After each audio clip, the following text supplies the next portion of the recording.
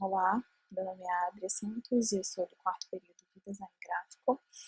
Hoje eu vou apresentar um pouco sobre a tipógrafa Zuzana Lico e sobre um dos trabalhos mais conhecidos dela, que foi a tipografia Filosofia. Bom, a Zuzana ela nasceu em 1961 na Tchecoslováquia e emigrou para os Estados Unidos junto com a família. Ela teve uma influência do pai, né, que trabalhava na Universidade da Califórnia e ele era biomatemático. E aí ela estudou arquitetura, fotografia e até programação de computadores antes de se formar em comunicação gráfica. Bom, o ano de 1984 foi bem marcante para ela. Foi o ano em que ela e o marido eles iniciaram uma empresa de design, a Emig Graphics, e eles ficaram mundialmente conhecidos por uma revista, a revista Emigre, e pela criação de tipos, né? Então, o marido dela cuidava dessa parte da direção da revista e a Lico ficava na criação dos tipos. Então, isso foi importante, eles foram muito inspirados pelas novas possibilidades técnicas que foram oferecidas pela introdução do computador do Macintosh. Então foi a época em que o Macintosh foi lançado e eles foram os primeiros a adotar essa nova tecnologia, usaram o computador para experimentar e criar novos designs para os tipos de letra, criar novos layouts de páginas digitais e foi realmente uma revolução para o campo do design gráfico. A Emigre ela foi uma das primeiras publicações a usar o computador Macintosh e eles foram bem influenciados no meio dos designers gráficos que já estavam aí se deslocando, né, migrando da editoração mais impressa para a editoração eletrônica. Em meados da década de 1990, a Lico ela trabalhou em uma das fontes mais conhecidas dela, que foi a filosofia. Antes dos computadores pessoais serem lançados, a Zuzana estudava os tipos nos livros. Então, o tipo dela favorito era Bodoni. Ela se sentia atraída pelas linhas limpas e pelas formas geométricas e também pela variedade de opções de estilo que a Bodoni proporcionava. Bom, a Bodoni ela foi feita para leitura em tamanhos grandes, né, de anúncios e de peças comerciais, então ela se caracterizava pelas hastes verticais bastante grossas. Isso porque ela foi criada no século XIX, né, então era um período de um novo mercado que se iniciava e ele era voltado para a produção de tipos para publicidade. Bom, e daí por isso, por razões práticas, ela costumava não optar usar Bodoni em textos longos, né, porque o contraste ele dificultava a leitura em tamanhos pequenos, então essa fonte quando ela era reduzida dificultava bastante a leitura. Mas mesmo assim, ela se inspirou na Bodoni para fazer a filosofia, para desenvolver essa nova fonte.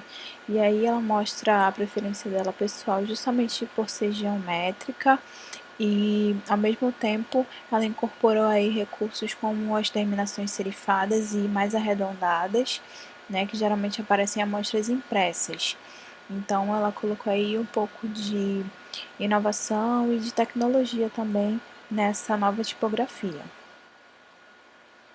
E o resultado foi uma família tipográfica projetada para ser aplicada em textos. Aqui a gente pode ver a versão regular da filosofia. Ela tem um contraste sutil, mais aperceptível, justamente para suportar a redução do tamanho do texto. Ela tem o estilo romântico, segundo a classificação tipográfica do Robert Vingas, por ter o traço hipermodulado, ter o eixo racionalista, que é aquele eixo vertical certinho, a serifa fina e os terminais em forma de botão, que é esse detalhe aqui de algumas letras. Depois a gente vai ver isso com mais detalhes. Ela tem o estilo didônica, segundo a classificação da Associação Internacional de Tipografia, por ter a serifa fina e o eixo racionalista. Outras características dessa família tipográfica é que ela possui ligaduras, que é esse detalhe aqui, ó, essa união aqui de algumas letras. Ela tem os numerais em Old Style Figures, que é esse tipo de numerais. Eles são feitos para, em um texto grande, serem facilmente reconhecidos, facilmente identificados. Eles não estão aqui numa mesma linha de base, então isso é uma característica desses numerais. Uma outra característica dessa família é que ela vem com a versão unicase, que é aquela versão em que todas elas têm a aparência de um caractere maiúsculo, né? Aqui a gente pode ver um pouquinho dessa comparação entre a Bodoni e a filosofia, né? A gente pode ver que ela diminuiu aqui um pouquinho o contraste, deixou esses detalhes menos acentuados. Ela puxou um pouquinho mais o arco e os terminais aqui para deixar mais equilibrada a letra, né? Aqui como a gente pode ver um pouquinho dessa diferença. Aqui a gente vai começar a ter uma visão interna dos caracteres tipográficos. Entender sobre a terminologia tipográfica é importante para a gente formar aí o nosso vocabulário técnico e também para a gente identificar quais são essas partes das letras.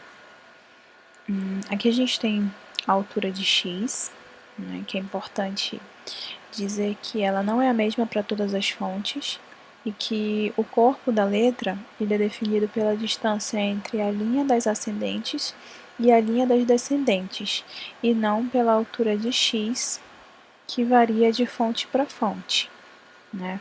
Então, o corpo do texto ele é formado pela linha ascendente e pela linha da descendente.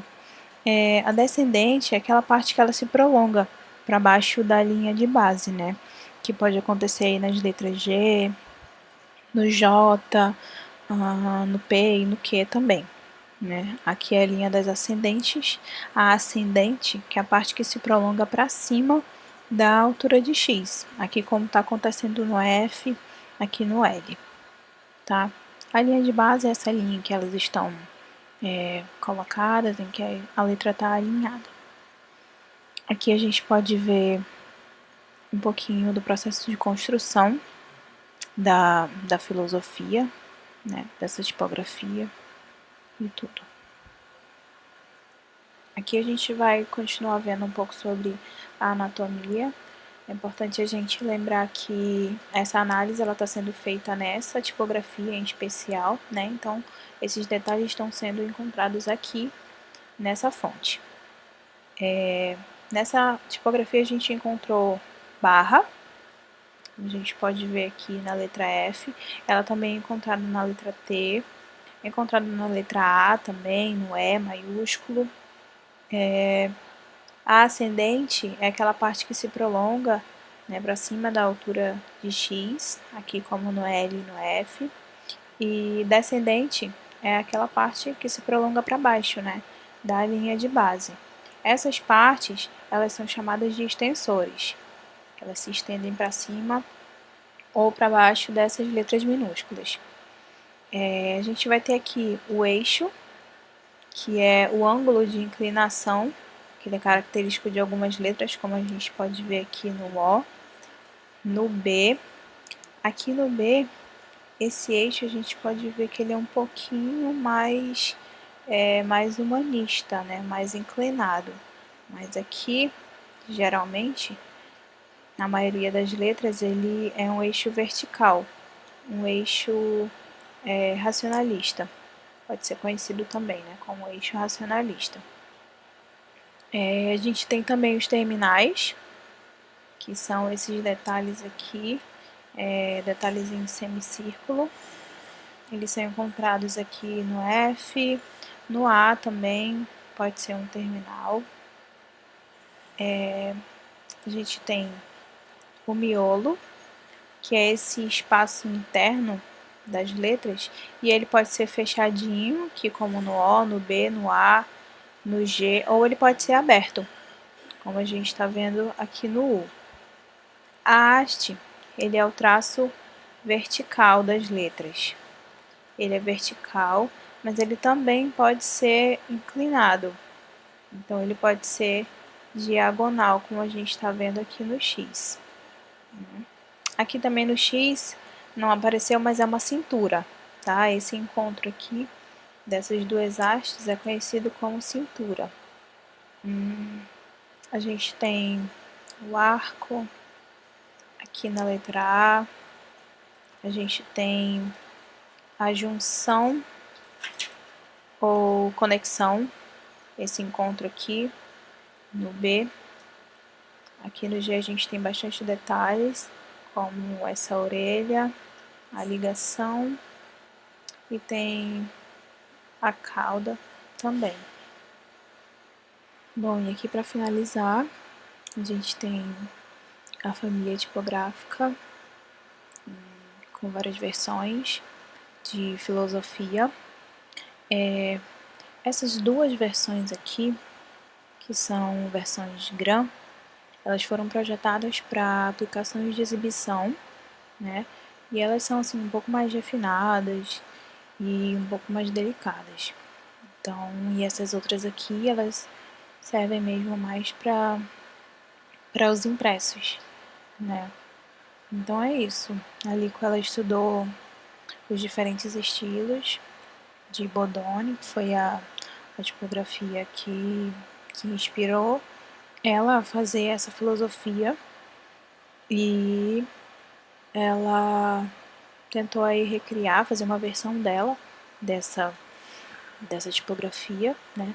Não foi assim uma mudança drástica, né? Foram pequenas alterações, pequenas mudanças, porque a gente consegue ver que ela mantém aí o padrão, mantém as medidas usadas que são encontradas, né, na Bodoni. Então é isso. Aqui tem as minhas referências que eu usei e obrigada. Oi, meu nome é Camila, eu sou estudante de design do quarto período e eu vou falar sobre o Eric Spiekermann. O Eric nasceu em maio de 1947 na Baixa Saxônia. Ele é tipógrafo, design e escritor alemão. Estudou História da Arte na Universidade de Berlim. Foi design gráfico freelance em Londres. Em 1979, ele fundou o Meta Design com dois parceiros, e o Meta Design ele é uma agência e tinha como objetivo combinar design de informação limpa e de aparência teutônica e sistemas complexos de design corporativo. Entre seus clientes tinha BVG, Audi, Volkswagen e entre outros.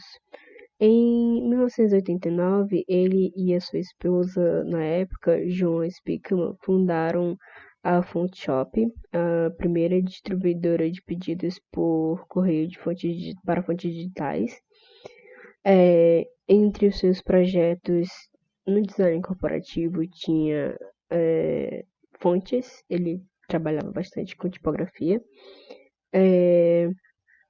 Um desses projetos era Low Type, ITC Oficina Sans, ITC Oficina Serifa, FF Meta, FF Jovan, FF Info.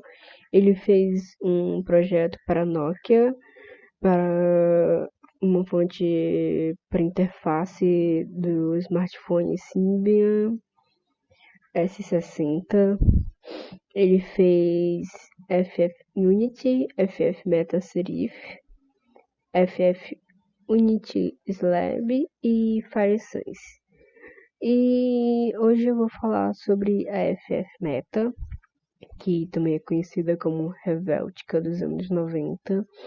Apesar de não ter as mesmas características da fonte suíça, ela cumpre as mesmas necessidades de comunicação, desenvolvida como uma fonte corporativa para uma agência de correios na Alemanha, só que ela nunca foi aprovada. O objetivo de Eric com a FFmeta era produzir um tipo de letra que funcionasse bem com todos os tamanhos. Ela é uma fonte OpenType, que inclui numerais OldStyle e Line, que são o Line são os numerais de relatórios financeiros, então ele conseguiu juntar dois tipos de características de numerais em uma única fonte. A FFmeta, ela tem uma letra simples e neutra, ela é uma fonte sem serifa, ela é legível em tamanhos pequenos, poucas variações de espessura entre seus traços. O objetivo mesmo era, mesmo com os traços pequenos e em tamanhos pequenos, ou mesmo com os traços finos e com os tamanhos pequenos, o objetivo era que os traços não desaparecessem, mesmo se eles estivessem pequenos. No caso, ele queria que as pessoas se confundissem com os traços grossos. A FFmeta apresenta inclinações nas pontas das hastes, aqui, o que torna uma fonte mais humanista, sem serifa. E aqui um pouco sobre a anatomia tipográfica dela. O E tem uma base estendida e ela também tem uma terminal angular, assim como o T, que tem uma terminal angular. O Y tem uma junção deslocada, o O tem um bojo redondo, o G tem 2 andares com laço aberto, as ascendentes do B, do K, do H e do L também são levemente curvadas aqui. E as artes do N, P, Q e espora do U são também levemente curvadas. Aqui. E aqui tem um pôster mostrando um pouquinho da FFmeta. Aqui os numerais, que ela segue uma forma de leitura com o Old Style e o Line. É isso. Obrigada.